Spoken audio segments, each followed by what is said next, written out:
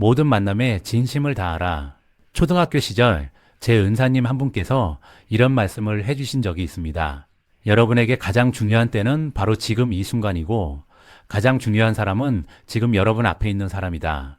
그리고 가장 중요한 일은 지금 여러분 앞에 있는 사람을 위해 최선을 다하는 것이다.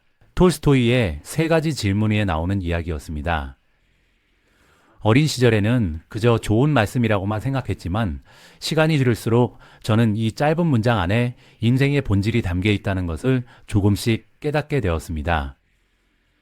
그리고 돌이켜보면 그 가르침은 제가 수많은 사람을 만나고 소통하고 함께 일하며 인생의 여러 갈림길을 건너는 동안 늘 제 안에서 조용히 방향을 잡아주는 나침반 같은 역할을 해주었습니다. 2009년 저는 그 가르침이 얼마나 깊고도 현실적인 힘을 가지고 있는지 다시 한번 절실히 경험하게 됩니다. 그보다 2년 전인 2007년, 저는 세계적으로 유명한 초특급 호텔인 더 리츠 런던에서 레비뉴 매니저로 근무하고 있었습니다.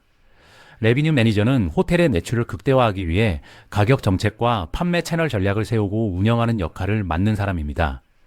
당시만 해도 호텔 업계에서는 레비뉴 매니지먼트라는 분야가 지금처럼 익숙하지 않았지만 점차 그 중요성이 커지면서 런던에서는 전 세계 레비뉴 매니저들이 처음으로 한자리에 모여 경험과 통찰을 나누는 컨퍼런스가 열리게 되었습니다. 저는 근무지가 런던이었기 때문에 큰 부담 없이 참가를 결정할 수 있었습니다. 그런데 행사 마지막 날 우연히 한국에서 오신 참가자 한 분이 계시다는 사실을 알게 되었습니다. 낯선 타지에서 같은 한국인을 만난 반가움이 컸던 저는 자연스럽게 그분과 저녁 식사를 함께하게 되었고, 당시 제 아내가 매니저로 일하던 5성급 호텔의 레스토랑으로 그분을 초대했습니다. 아내도 소개해드리고 함께 식사를 하며 따뜻한 시간을 보냈습니다. 식사 후에는 의례적으로 명함을 주고받았지만 사실 그때는 그 인연이 다시 이어질 것이라고는 거의 생각하지 않았습니다. 그저 타국에서 우연히 만난 같은 나라 사람과 한 끼를 나누고 서로의 앞날을 응원하며 헤어진 정도의 기억이었습니다. 그런데 인생은 늘 예상하지 못한 곳에서 문을 열어줍니다. 2년이 지난 어느 날 그분에게서 갑작스럽게 연락이 왔습니다. 프랑스로 이민을 가게 되었는데 혹시 한국에 들어와 자신이 일하던 호텔에서 레비뉴 매니저로 근무할 생각이 없느냐는 제안이었습니다. 그 연락은 정말 기막힌 타이밍에 찾아왔습니다. 당시 저는 서브프라임 모기지 사태로 촉발된 글로벌 금융위기의 여파로 실직 상태에 놓여 있었기 때문입니다.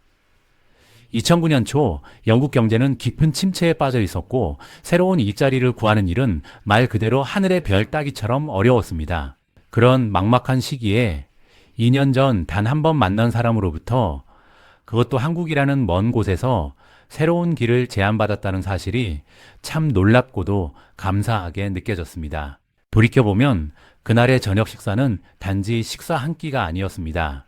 그것은 언젠가 제 인생을 다시 움직이게 할 씨앗 같은 시간이었습니다. 저는 원래 한국에서의 직장 생활에 대한 궁금증도 가지고 있었기에 그 제안을 기쁜 마음으로 받아들였습니다.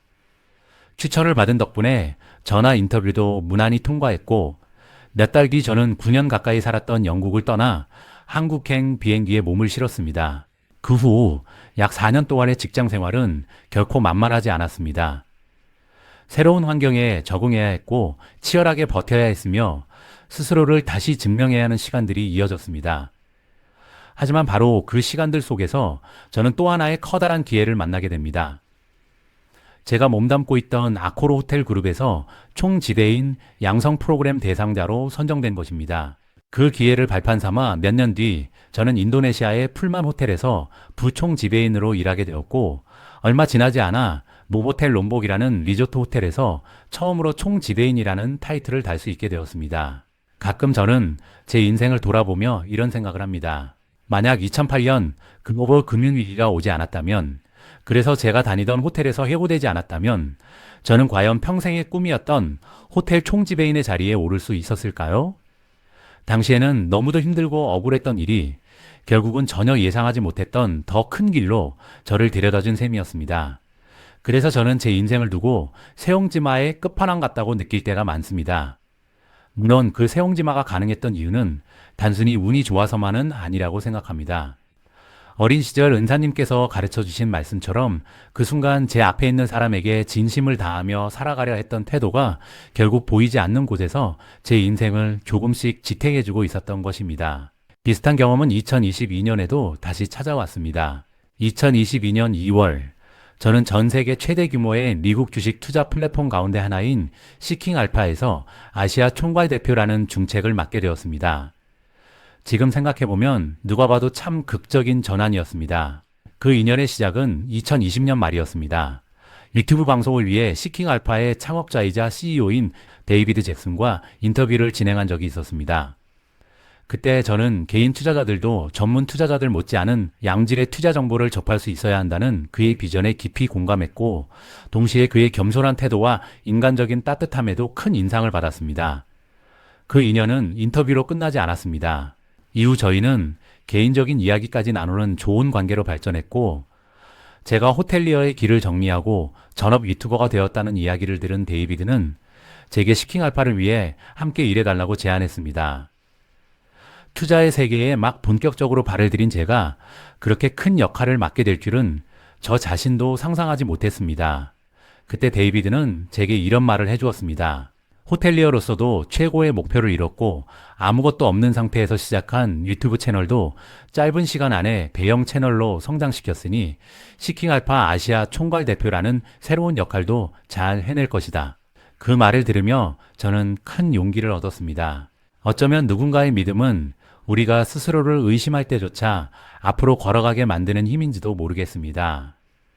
유튜버와 게스트라는 단순한 만남이 제 인생의 또 하나의 결정적인 변곡점을 만들어준 것입니다. 한국 사람들은 참 사람에 대한 관심이 많은 민족이라고 생각합니다. 누군가를 평가하고 분석하고 판단하는 데 익숙한 문화도 분명히 있습니다. 하지만 저는 그 관심이 조금 더 따뜻한 방향으로 흘러가면 참 좋겠다는 생각을 자주 합니다. 내 앞에 있는 사람, 내 옆에 있는 사람을 평가하고 비판하는 데 마음을 쓰기보다 진심을 담아 한 번 더 웃어주고 한 번 더 배려하고 한 번 더 성의를 다하는 쪽으로 우리의 관심이 향한다면 어떨까요? 인생은 참 신기합니다.